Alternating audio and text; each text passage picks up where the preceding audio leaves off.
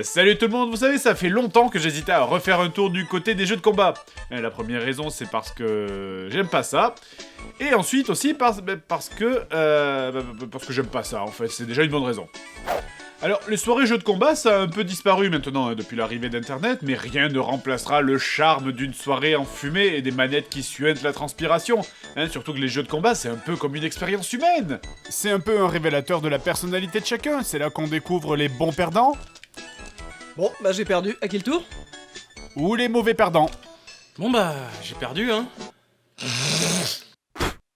Arrête de spammer les boules de feu. Tenez, prenez lui par exemple. Son truc, c'est de se plaindre des gens qui spamment les boules de feu. Oh, c'est nul, tu fais toujours pareil. Mais quand on y pense, si c'était un match de boxe, vous pensez que le boxeur irait faire ça? Monsieur l'arbitre, c'est nul, il me tape toujours du poing droit. Et d'ailleurs, ces soirées, c'est aussi l'occasion pour le maître de maison de sélectionner de bons jeux de combat. Je nous ai fait une petite sélection, pas piqué des hannetons. Non, sérieusement, vous voulez jouer à quoi?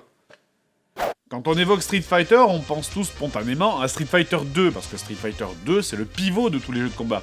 D'une manière générale, on peut dire qu'on a plusieurs générations de jeux de combat. On a l'avant Street Fighter, l'après Street Fighter, l'après Mortal Kombat, qui a emmené la mode de merde là de tous les jeux avec des personnages digitalisés, et l'après Virtua Fighter, qui a donné tous les jeux de combat modernes en 3D, type Tekken, Soul Calibur, etc. Mais vous savez, si on parle de Street Fighter 2, ça sous-entend qu'il y a eu un Street Fighter 1 avant ça. Merci. C'est sympa. D'ailleurs, pour l'histoire, et comme on peut le voir sur cette image dégueulasse sur laquelle on ne voit rien du tout, une de ces versions du jeu sur arcade se jouait avec 2 gros boutons et avait la spécificité qu'on sortait des plus gros coups si on appuyait plus fort sur les boutons. Ce système, il a été très vite abandonné. Je vous laisse deviner pourquoi. T'es vachement fort, comment tu fais? Bon, alors concernant le jeu en lui-même, c'était évidemment très naze. Déjà, Ryu était roux. C'est un défaut. Mais surtout, le problème de ce jeu de combat, c'est ça!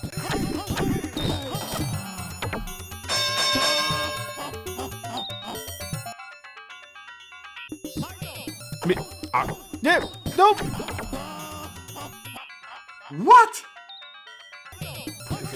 Enculé! Merde! Vous imaginez jouer ça sur une vraie borne d'arcade, l'argent que vous devez claquer?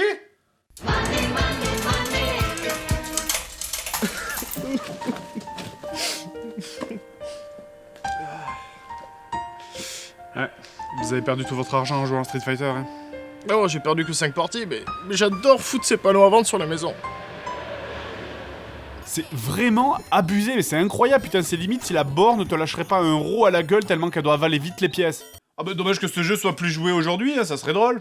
Ken Bogard, commentateur de jeux de combat, présente Street Fighter 1. Et on est parti avec le directeur ni d'entrée de saga TF1. C'était Ken Bogard, commentateur de jeux de combat, qui présentait Street Fighter 1.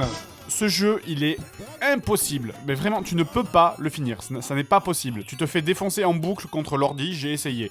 Mais par contre, contre notre joueur, dès que t'as maîtrisé la technique des Hadoken, c'est bon, t'as gagné, puisque chaque coup retire 50% de la barre de vie.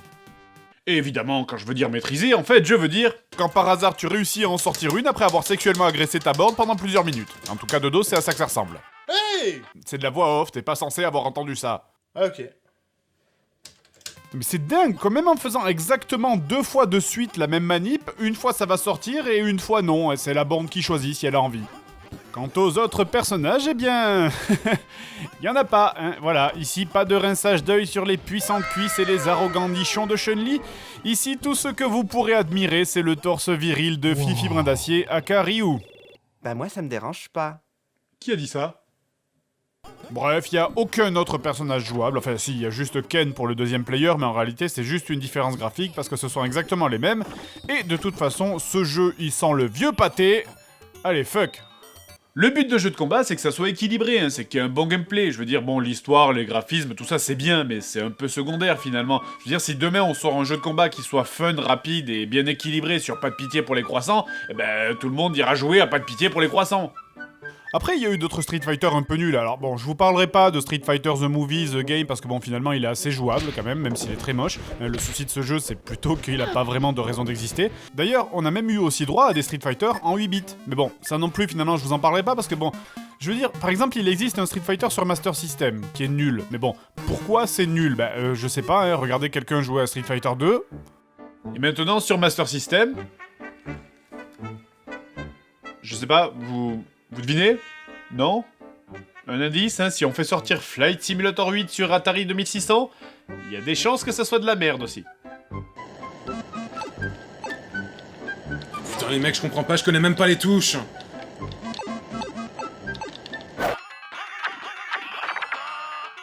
Mais c'est nul, les combats sont trop courts, on peut même pas profiter du jeu. Eh bien, attendez, j'ai mieux pour vous. Et oui, hein, les jeux comme Street Fighter 1 avec des combats qui durent 3 secondes, c'est un peu nul, j'avoue, mais c'est pas mieux quand ça dure 10 minutes. Là, c'est parti pour Slaughter Sports, qui est aussi connu au Japon sous le nom de Fatman. Eh, Fatman, c'est l'identité secrète de Bruce Wayne. Slaughter Sport, hein, sur Mega Drive, un jeu qui fait clairement partie du top 5 des plus mauvais jeux de combat de l'histoire, et déjà rien que l'intro... Welcome to the Fight Palace. C'est que du bon goût. Bref, après un rapide écran où on vous demande de choisir entre un player ou 2 players, et bien donc vous commencez direct dans le jeu sans choisir de perso, hein, avec en plus le personnage, je crois, le moins charismatique du jeu, parce que bon, je veux dire, le short décathlon et la moustache de portugais... Non, j'affirme que si j'avais pu choisir mon perso, j'aurais pas commencé par lui. Enfin, je veux dire, sans aller jusqu'à des mecs qui ont des looks improbables dans les Tekken ou à des héroïnes qui ont des espèces de pastèques en bon neigé qu'on trouve dans les Dead or Alive, mais ça serait bien d'avoir un truc mieux, parce que là, c'est complètement ton voisin en short, quoi. Ah, et ça, là, je sais même pas si cette attaque de flamme sert à quelque chose. Je veux dire, visiblement, en face, le mec ne réagit pas du tout quand je le touche, et... Est-ce que je le touche, au moins? Je veux dire, est-ce que je le touche? Dans ce jeu, on ressent mais absolument pas les impacts. Bon, je veux dire, ça semble basique, hein, comme truc pourtant. De reculer quand on se fait toucher, ou d'avoir une petite animation qui te signifie que t'as pris un coup. Mais même les trucs basiques, ce jeu ne les fait pas. En fait, quelque part, ce jeu, il est bien, hein, parce qu'il te rappelle que tout ce que tu prends pour acquis ou pour évident dans un jeu de combat, eh ben, ça l'est pas. En fait, il a fallu que des gens réfléchissent dessus. Tenez, un truc tout con, quand l'ennemi passe derrière moi, mon personnage ne se retourne pas, automatiquement il lui tourne le dos et c'est insupportable. Tourne-toi! Tourne-toi, putain! Je suis obligé de lâcher tous les boutons de la manette pour me retourner, sinon il enchaîne les attaques du mauvais côté et je me fais défoncer par mon clone vendeur de kebab sur Namek, là. Et dites-vous bien que ce que vous voyez là, c'est pas n'importe quoi, c'est le jeu. Un combat, c'est vraiment comme ça, avec 2 abrutis qui sautent partout. Et si tu n'aimes pas ce personnage, et ben là aussi, comme pour Street Fighter 1, tu vas pouvoir aller t'asseoir sur un cactus, mon petit roudoudou, hein? Parce qu'il y a qu'un perso jouable en mode joueur, et c'est celui-là. En même temps, de toute façon, je suis pas sûr que vous ayez vraiment envie de jouer les autres persos. Et ce jeu, il a vraiment les coups spéciaux les moins impressionnants du monde. Déjà, le perso principal, c'est l'attaque lance-flamme. Mais attention, c'est pas le lance-flamme. Non, c'est le lance-flamme. Voilà, c'est le truc que tu vois les samedis soirs sur la place de la gare, tu sais, à côté des mecs qui font du jumbé et ceux qui jouent du Diablo. Après ça, en mode de joueur, il y a le truc qui ressemble à Bouffe-Tout, le gros avec une langue dans le ventre, il y a le dragon qui pète. Il pète.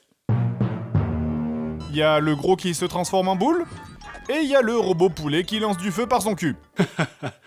Par son cul. Bon, enfin bref, après chaque combat, vous pourrez apprécier les subtilités du mode solo, par exemple les barres de vie qui remontent pas entre chaque fight. Oui, parce que Fatman, c'est aussi un jeu de stratégie. Vous devez racheter de la vie entre chaque combat, comme vous pouvez aussi acheter des items qui peuvent être lancés pendant le combat, du genre des items qui t'immobilisent ou qui t'empêchent de sauter. Oh bah c'est original, hein, c'est vrai, quelque part, mais... Sérieux, Fatman, c'est déjà un jeu qui est super dur, alors pourquoi vous essayez de rajouter un truc chiant par-dessus un truc nul? Qui veut du caca sur son vomi? Mais évidemment, tout ça n'est pas important, hein. L'important dans un jeu de combat, c'est le mode de player. Et c'est une putain de grosse... Déjà, premier truc, est-ce que vous repérez le problème, là? Repérez-vous le léger souci de ce jeu en mode 2 joueurs, dans ce que vous voyez, là? Attendez, je vais vous aider. Il est où, le deuxième joueur? Il est où? Il est où, les enfants? Oh, regardez, il était là en train de péter. Là, la caméra ne suit que le joueur E. Ça rend un peu certains combats à vivre juste comme des expériences absolument abominables. Vu que comme j'ai dit tout à l'heure, les personnages se rebondissent dessus comme deux ballons de plage, et pour peu que tu rajoutes le fait qu'un des deux joueurs va forcément avoir l'idée de génie de prendre un perso super chiant du genre le dragon qui vole tout le temps en Mac 3 tout en lâchant des caisses, Ça rend le jeu mais complètement insupportable. Quand tu gagnes, c'est du hasard pur et simple. Et voilà. J'ai battu ton dragon avec mon poulet. La plume est plus forte que le P. Et le dernier point dont j'ai pas parlé, les combats sont longs, mais longs, c'est long à en crever, quoi. Ah, vous vous amuserez plus dans une file d'attente à la poste, sincèrement. c'est une torture, les coups ne font presque rien, et vu que dans ce jeu on est beaucoup trop mobile, on passe son temps à sauter et donc à s'esquiver, putain. C'est fou, c'est juste fou. Ce jeu, c'est genre une super attaque des Chevaliers du Zodiaque, vous savez? Je vais t'enlever tes 5 sens. D'abord, mes horribles graphismes t'enlèveront la vue. Maintenant, je vais t'enlever l'ouïe. Écoute cette musique de l'enfer.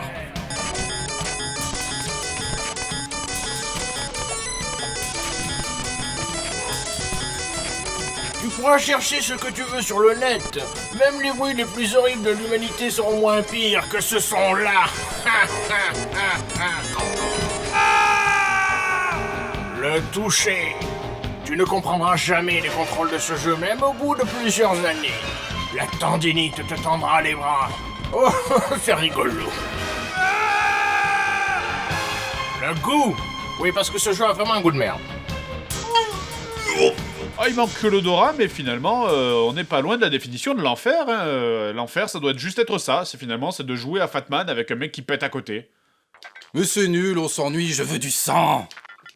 Bah écoute, là vraiment j'arrive pas à retrouver Mortal Kombat, mais j'en ai un, tu vas aimer parce que c'est pareil. Eh ben oui, c'est pareil, Mortal Kombat, ça a clairement été un des jeux les plus clonés du monde. Bah, je veux dire, c'était facile. Hein. Le succès de Mortal Kombat, ça reposait sur une chose, la violence. Je veux dire, Mortal Kombat, c'est pas spécialement un jeu qui est réputé pour la qualité de son gameplay. Et puis en plus, hein, c'était un genre de jeu relativement facile à produire, y a pas de perso à animer, il faut juste des acteurs et prendre quelques photos. Des clones de Mortal Kombat, il y en a eu des chiés, dont celui-là. Kazumi Ninja, sorti sur Jaguar en 94. J'aime beaucoup la musique de lancement de la Jaguar, et quand tu sais que la console est toute naze, ça donne presque un effet comique. Nous, on essaye de faire des jeux. Bon bref, donc Kazumi Ninja, déjà le lancement du jeu. Kazumi Ninja. Bon, déjà, visiblement, les voix ont été faites par Michel Leb, effectivement. Non, attends, sérieusement? Select your fighter. Entering the combat zone. Montrez-moi la carte mère achetée. Franchement, c'est honteux. On ne se permettrait jamais, nous, de faire des clichés comme ça dans nos émissions. C'est difficile de différencier, ils se ressemblent.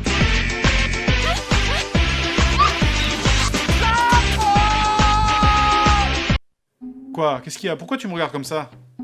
Eh, t'es pas en train de penser à faire un montage musical de toutes les blagues racistes qu'on a fait sur une musique du Seigneur des Anneaux, j'espère? Non, t'inquiète. Ouais. Donc on commence d'abord le jeu par une histoire qui défile et qui dure environ 5 minutes. Putain, sérieux, c'est un jeu de baston. Ah, on s'en fout! C'est comme si on te mettait une scène cinématique de 15 minutes avant un jeu genre Pong. Bon, bref, alors déjà, le premier truc hallucinant, c'est que ce jeu possède le pire système de sélection des persos du monde. Le pire, vraiment. Si je vous dis écran de sélection des persos, dans votre tête, normalement, vous voyez un truc comme ça. Mais non, hein, Kazumi Ninja, la sélection des persos, c'est ça. Bah oui, c'est super, non? Et comme ça, maintenant, vous allez mettre 30 secondes à faire un truc qu'avant vous faisiez en 3 secondes. Il en faut plus des jeux comme ça c'est de la bonne idée, il faut l'adapter dans d'autres styles de jeux.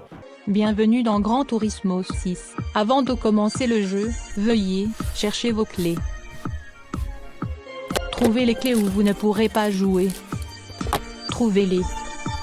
Allez. Vos clés. Hello. C'est complètement con, et c'est pas parce que tu déguises un menu que ça va devenir autre chose qu'un menu. Enfin, là, je pense que s'ils ont fait ça, c'est juste pour dire, nous, sur la Jaguar, on a des grosses couilles, on fait de la 3D. Concernant le jeu, vraiment, je trouve ça un peu triste en fait, parce qu'entre les déluges de mauvais goût du genre l'écossais qui tire des boules de feu avec son zboob, les acteurs sont vraiment patos et te donnent pas du tout envie de jouer avec eux. Ils sont pas agiles du tout en plus. Enfin là, je veux dire, tu vois tellement qu'ils sont couchés par terre pour faire les animations de ce saut. On pourrait tirer un trait en dessous pour le sol. Et si on pouvait zoomer dans leur visage, vraiment, je pense qu'on y verrait toute la détresse de la personne qui fait des choses qu'elle a pas envie de faire pour nourrir sa famille, quoi. Typiquement, prenez l'Indien, ce pauvre mec, il a rien d'un combattant, il a juste l'air de boire de l'alcool et d'avoir des parts dans un casino, et puis... Pourquoi est-ce que la barre de vie sue du sang? C'est moche et c'est absolument dégueulasse. Et des jeux comme ça, il y en a à la pelle, vraiment. Je pourrais par exemple vous parler de Shadow War of Succession sur 3DO.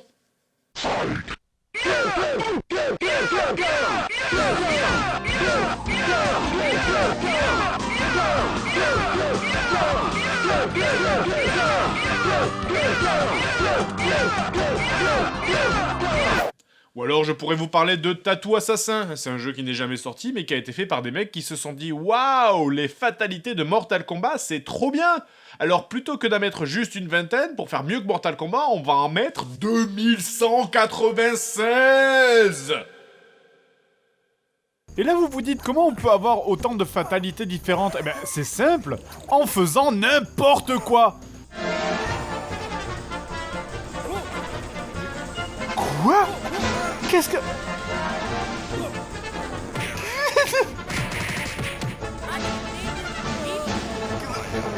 Clairement, le mec qui a fait ça, il a juste balayé son regard dans la pièce où il était et il a pris tous les objets qu'il a vus pour en faire des fatalités. Bon, le sang c'est bien là, mais moi je veux des femmes aussi. Ok, attends, un truc qui ressemble à Mortal Kombat avec des femmes, j'ai ça, c'est bon. Attention, les prochaines minutes contiennent des femmes en petite tenue. Voici donc 10 secondes de moi mangeant une compote de pommes pour laisser le temps aux jeunes enfants et aux féministes de quitter la vidéo.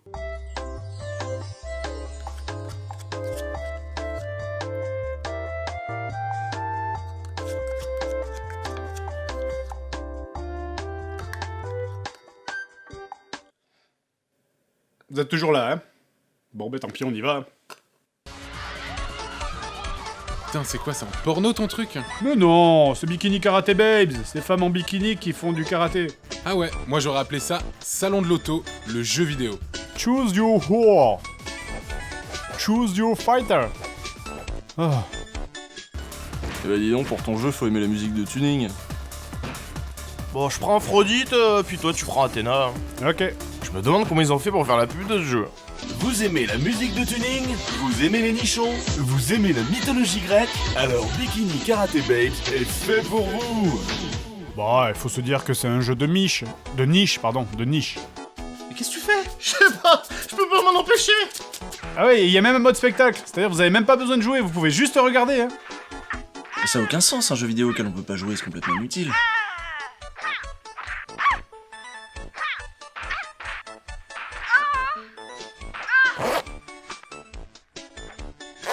Bah quoi? Je m'en vais et il pleut dehors. Ouais, moi j'aime bien les meufs, mais... ce que je kiffe vraiment, c'est les tractopelles. Quoi? Ok, attends, t'aimes bien les tractopelles, mais j'ai ce qu'il faut, t'inquiète pas.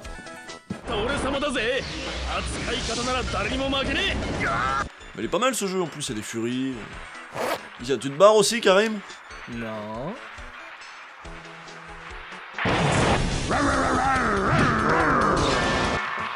Attends, il y a un chien qui conduit un tractopelle. C'est normal au Japon. Oh, mais ta gueule!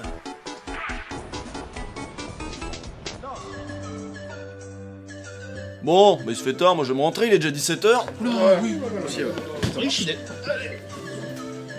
Finalement, que ce soit avec des femmes en bikini, des tractopelles, des mecs mal déguisés ou des combattants qui ont 12 fémurs dans leur corps, l'important d'un jeu de combat, c'est pas son univers, c'est qu'il ait une bonne réalisation. Je veux dire, faites des jeux de baston avec n'importe quoi, des rappeurs, des grands-mères, des poissons, on s'en fout tant que c'est bien fait. Mais surtout n'oubliez pas, l'important c'est de bien choisir son personnage pour finir le jeu. Ha!